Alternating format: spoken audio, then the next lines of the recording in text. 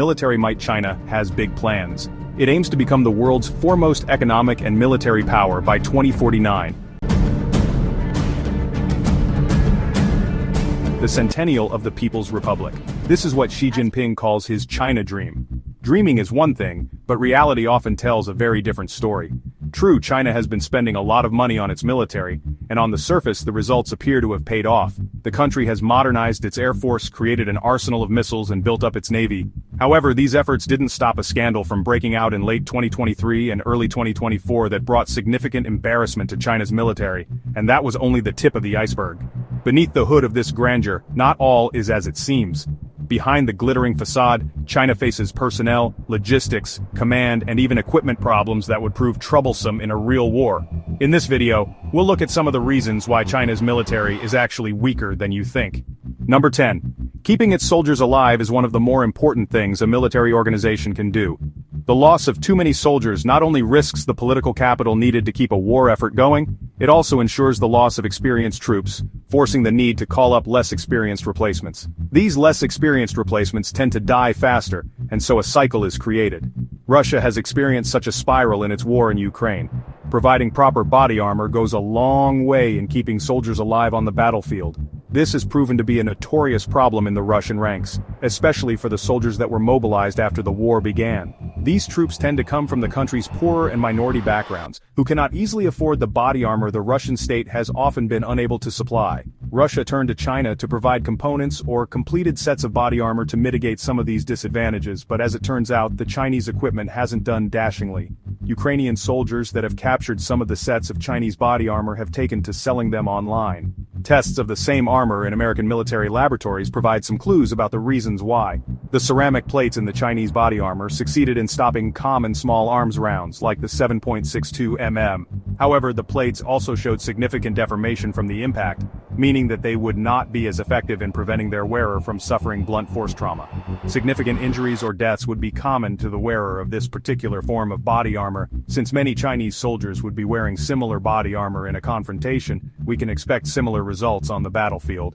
Number 9. Service in the armed forces of some sort is mandatory in China, but the military nevertheless has trouble keeping its ranks intact. In January 2021, the PLA announced it would be giving its troops a 40% pay increase, particularly for troops on the border and promising officers. This decision was made in an effort to boost recruitment of career soldiers, especially among troops with college degrees, which the Chinese brass wants to make up 70% of the total going forward. Incentives for future employment are part of this strategy too, as China's state-owned enterprises give preferential treatment to PLA veterans. This, and the pay raise, seems to have worked in boosting desired recruitment. However, China is falling far short of retaining its personnel, especially the most talented among them. Only 35% of troops who completed their service in the PLA chose to re-enlist to active duty. Even fewer of those who had college degrees have chosen to stay. In contrast, 55% of the total troops across the branches in the US military re-enlist. This ensures the creation of steady career officers and NCOs with experience that pays dividends in an actual confrontation. China does not have similar resources to call on. Senior officers in the Chinese military are also lowly paid. For example, a colonel in the PLA made about $37,200 per year in 2021. Brigadier generals made $42,000. This is less than a private in the US Marine Corps, who made $43,800 in the same year. Additionally, China does not have an equivalent to the US Department of Veterans Affairs. Veteran care and benefits is much less robust than in the United States. China might have a large defense budget, but it spends its money unevenly. A hollow giant training equipment and naval gaps. Weapons and equipment are prioritized over compensation for personnel. This is a problem for recruitment, retention, and building capable, experienced soldiers. It has also led to corruption. For example, there have been reports of Chinese officers selling the solid fuel in their units' missiles to use as flammable material for cooking food. Russia's incompetent handling of its invasion of Ukraine proved how much personnel can matter in conducting a conflict. Corruption within the Russian ranks has ensured that troops are not adequately supplied, ballooning casualties. China would likely face many of the same problems in a war even with its smaller neighbors, let alone the United States. Problem number 8 is that China's Navy lacks aerial capability. In contrast, the United States Navy is as capable in the skies as it is on the seas. It has the world's second largest number of total aircraft for any military force, just behind the Air Force. China, on the other hand, has a serious shortage of trained naval aviators. It may have built the world's largest navy and prioritized maritime warfare in recent years, but this is atypical of China's historical experience. With the brief exception of the treasure fleets commanded by the Admiral Zheng He in the early 15th century, China has been a land power. To this day, China is tied with Russia at having the most neighbors, bordering 14 other countries. Not all of these frontiers are naturally defensible, meaning that China must maintain a comparatively larger land force than the United States. Nevertheless, because of China's containment within the first island chain and its vulnerability to a hostile power cutting off its maritime trade routes, Beijing has felt the demand for a strong naval force. Unfortunately, institutional knowledge and experience doesn't come as easily as building new equipment. Traditionally, China's Navy and Air Force trained in the same institution, a tell about its new kid on the block status when it comes to naval aviation. China's Navy finally established an independent school to train its aviators in 2017. However, this institution has lacked the expert knowledge and equipment needed to train China's naval aviators up to the standards of their American counterparts. China's current training plane for carrier-based missions is the JL-9G. This plane is too slow and too light to produce all of the maneuvers needed to take off and land on a carrier. China also lacks carrier planes. The Shenyang J-15 Flying Shark is its go-to plane for now, but only 60 have been built as of 2023. The end result? China might have 3 aircraft carriers with a 4th on the way, but it will struggle to fully staff these carriers. What good is an aircraft carrier without aircraft or pilots? At that point, you've only built an expensive parade ship. Number 7. More ships does not mean more power. China's Navy has a lot of vessels, but most of these are lighter, less combat-ready ones like corvettes and frigates. China's Navy has no cruisers and 49 destroyers compared to America's 22 cruisers and 70 destroyers. China therefore remains far behind the United States in ship tonnage.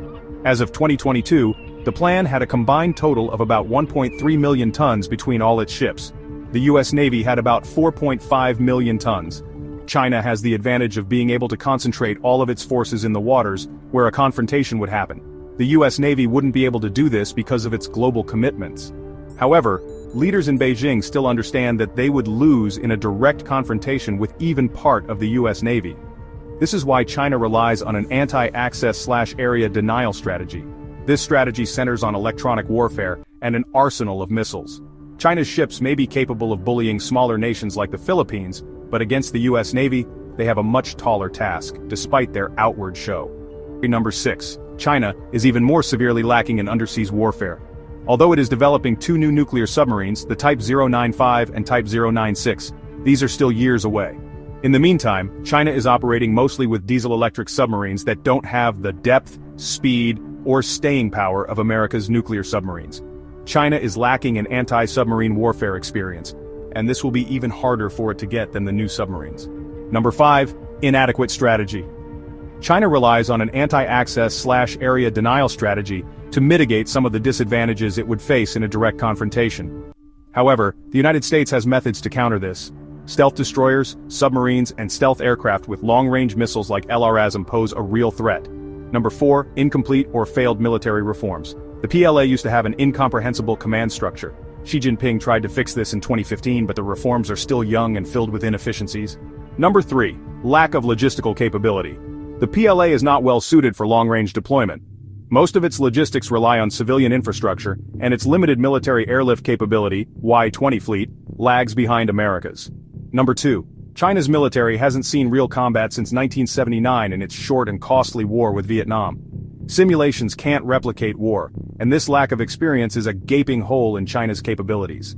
Number 1. The PLA is not a national military, it is the armed wing of the Communist Party. Ideology takes precedence over operational readiness. Political commissars, ideological training, and chain of command confusion all undermine combat efficiency. A 2018 military exercise disaster highlights the consequence. After injuries in a training jump, a political commissar delayed command restructuring to focus on ideological compliance, costing lives and operational effectiveness. In a real war, such political interference would be disastrous. For all its new gear, without real autonomy and effective doctrine, China's PLA is still far from being the modern war machine it wants to be.